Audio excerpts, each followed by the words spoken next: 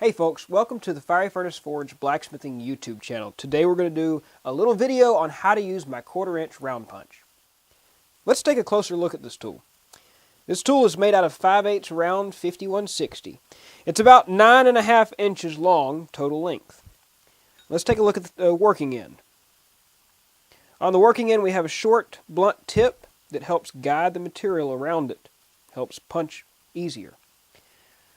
There's the tapered end, down to a little bit less than 1/4 inch round.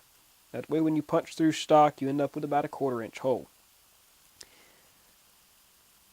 On the other end we have a hex taper along with our touch mark.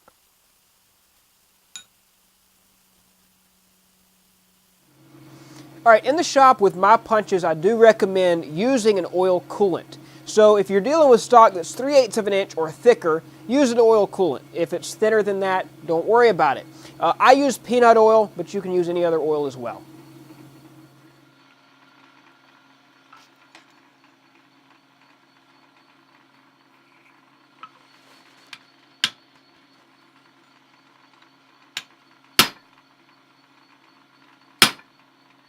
When you're punching, rotate the punch slightly every time. Strike the tool and remove it from the hot metal so the end of the tool does not overheat.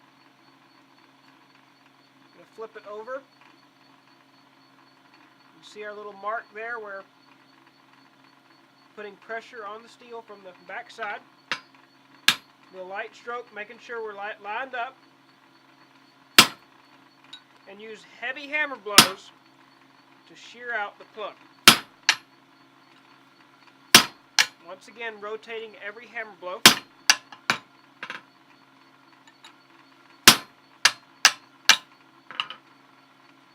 we're going to go to the Pritchel hole and knock the plug out.